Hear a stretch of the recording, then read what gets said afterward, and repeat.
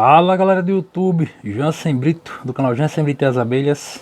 Galera, no vídeo de hoje a gente vai abordar um assunto bem discutido, que é o melhor modelo de caixa. Se é que existe um modelo ideal de caixa. Desde já, peço a você que, se gostar do conteúdo, deixa aquele joinha, se não gostar deixa o dislike, faça sua inscrição, ative o sininho de notificações. Sim, bora pro vídeo.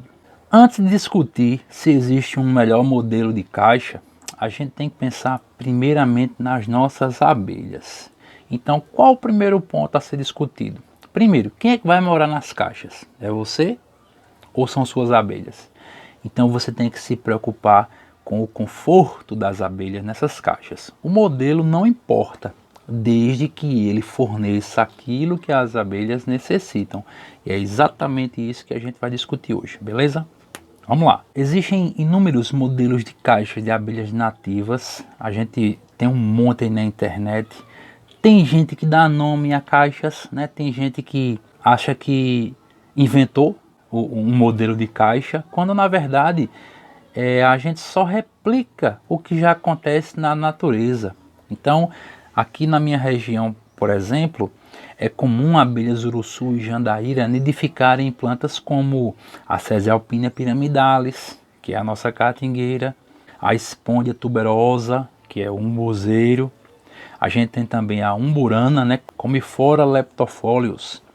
Então, assim, a discussão não é o modelo de caixa, é se esse modelo se assemelha àquilo que acontece no ambiente natural. Então o conforto ele está relacionado com a manutenção da temperatura na parte interna do enxame. Jansen, por que a temperatura é importante? Pessoal, é o seguinte, dentro do enxame existe um limite tolerável de temperatura. Esse limite varia entre 25 graus Celsius e 32 graus Celsius.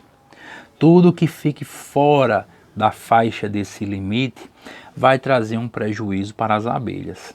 Isso pode afetar, por exemplo, as larvas, as pupas ou as abelhas no geral.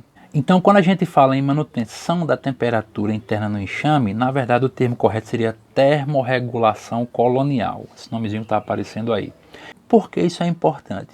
Pessoal, em um tronco de umburana, a gente vai encontrar um diâmetro mínimo ali de 6 centímetros. Então, se você faz uma caixa com um diâmetro menor do que 2,5 centímetros, dependendo da região onde você esteja, você vai trazer um prejuízo térmico para as suas abelhas. Beleza? Então, assim, se você partir do pressuposto que na natureza elas nidificam em troncos cujo diâmetro não é menor do que 3 centímetros, você já imagina que essa seria a média ali para você começar a pensar em fabricar uma caixa para as suas abelhas nativas. Beleza, pessoal?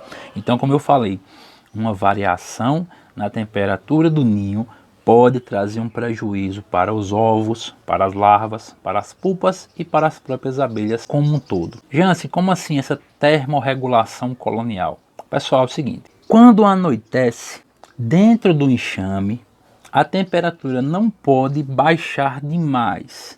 Se isso acontece, as abelhas começam a sofrer. Esse limite aí, como eu falei, de 25 a 32 graus, faz com que haja uma estabilidade nos processos fisiológicos dentro do enxame.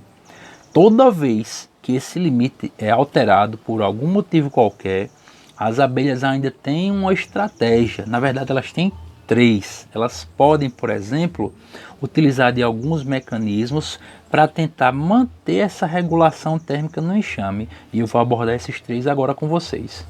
A primeira estratégia é usar um invólucro.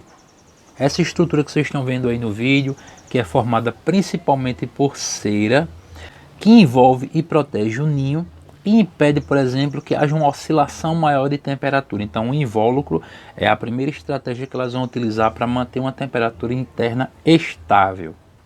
A segunda estratégia é o batume, aquele material que elas usam para impregnar a caixa. E aí essa aqui vai para aqueles que acham que estão com um enxame forte porque elas fecharam basicamente a caixa com batume.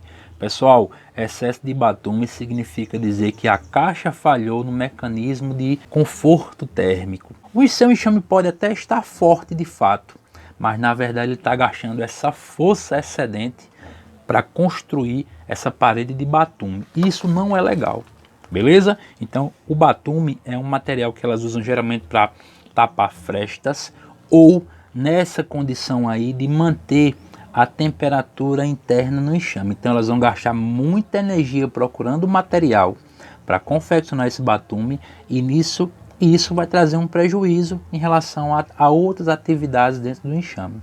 A terceira estratégia é a utilização do calor gerado pelas próprias abelhas. Os insetos são organismos ectotérmicos. Eles não conseguem manter a temperatura corporal constante. Porém, agitando as asas, fazendo a contração ali dos músculos das asas, isso gera calor dentro do enxame. Beleza, galera? Então assim, mesmo que sua caixa não seja legal na questão do conforto térmico, as abelhas ainda conseguem, utilizando essas três estratégias aqui, ó, como eu falei, o invólucro, o batume e o próprio calor gerado pelo batimento das asas.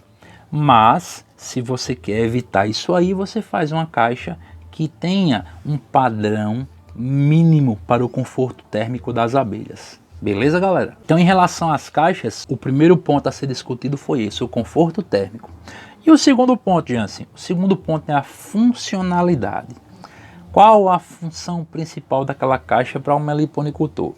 Aí você vai escolher ou a produção de mel, ou a multiplicação ou divisão dos enxames, ou ainda ambas. Se você elaborou um modelo que permite essas duas atividades, aí você acertou. Eu estou com dois modelos de caixa aqui para a gente discutir. A primeira é o modelo de caixa ímpar. Essa caixa aqui é um modelo de caixa ímpar. Logicamente está faltando a terceira parte, que é a melgueira, né? Mas para fins didáticos eu vou falar sobre ela. Então nós temos aqui uma caixa, essa caixa aqui 25 por 25, como eu falei, essa caixa aqui eu vou usar na multiplicação de um enxame de Tiúba do Maranhão. Então ela tem uma entrada com uma parte metálica aqui que geralmente eu uso para afugentar ou para impedir a chegada de predadores como lagartixa. Mas a caixa ela deve ter uma madeira com um diâmetro mínimo de 2,5 cm, certo? Se eu não me engano, essa tem até um pouco mais.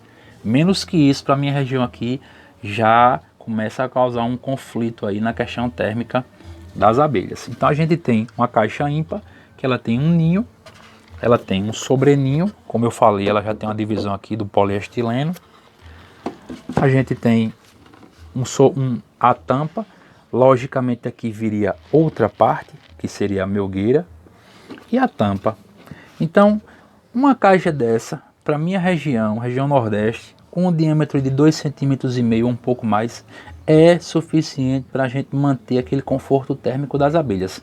Então esse é o modelo de caixa ímpar, muito utilizado por muitos meliponicultores. O segundo modelo de caixa é esse aqui, ó. O pessoal chama de caixa nordestina, tem gente que chama de caixa cabocla, tem gente que se apoderou do modelo dessa caixa e deu um nome, quando na verdade essa caixa já era utilizada há muito e muito tempo. Em relação a alguns aspectos das caixas, né? Essa aqui é a mesma madeira, o mesmo diâmetro da caixa ímpar, que a gente tem que pensar na questão do conforto térmico, mas assim, o que é que uma caixa como essa, uma caixa modelo nordestina, não pode deixar de ter? Um mecanismo que facilite sua abertura, nesse caso aqui a gente usa a aldrava, né, ó, e as dobradiças, para que a gente possa abrir a caixa assim. É comum, às vezes, você colocar uma caixa sem pensar na abertura posterior, e quando você vai abrir tem que usar um formão ou algo que elas prendem ali, fica muito difícil. Quando a gente usa uma dobradiça assim, e a gente coloca, por exemplo, um acetato aqui e uma partezinha também escura, como por exemplo eu gosto de usar EVA para cobrir aqui, evita que as abelhas comecem a propolizar ou colocar batume na tampa, que aí entra em outra discussão. Aqui está a caixa modelo nordestina, como eu já falei, essa daqui tem as dimensões aí de 50 por 10 por 8. Então, uma caixinha que eu uso muito aqui para abelha jandaíra. E aí você diz, por que tu usa o EVA? Pessoal, A caixa tem que ser bem vedada, ela não pode ter frestas. Se a caixa tem frestas, o que é que vai acontecer? As abelhas vão fechar isso com batume, vão fechar isso com geoprópolis ou coisa parecida. Eu coloco um material bem escuro em cima porque as abelhas enxergam infravermelho. É uma frequência de luz que você não enxerga, mas elas enxergam. Então qualquer abertura ele pode incomodar. A luz infravermelha pode entrar pelaquela fresta e incomodar as abelhas. Então, pessoal, finalizando o vídeo, não existe um modelo específico único para todas as espécies. Cada abelha, de acordo com a sua fisiologia, de acordo com a sua ecologia, onde ela prefere nidificar, você tem que pensar nisso, no conforto para as abelhas. O modelo da caixa pouco importa. Se você pensar principalmente nessas duas características, o conforto e a funcionalidade, você já vai atingir seus objetivos. Beleza, galera? Então, para Jandaíra, por exemplo, eu prefiro a caixa modelo nordestina. Eu tenho Jandaíra em caixa ímpar? Tenho também, mas eu, com a minha observação, percebi que elas preferem o modelo nordestina. Então, eu estou passando a utilizar agora o modelo nordestina para todas as divisões de Jandaíra que eu estou fazendo. Beleza, galera? Ah, Jansen, mas eu só tenho caixa ímpar. Meu irmão, a caixa ímpar é uma caixa show.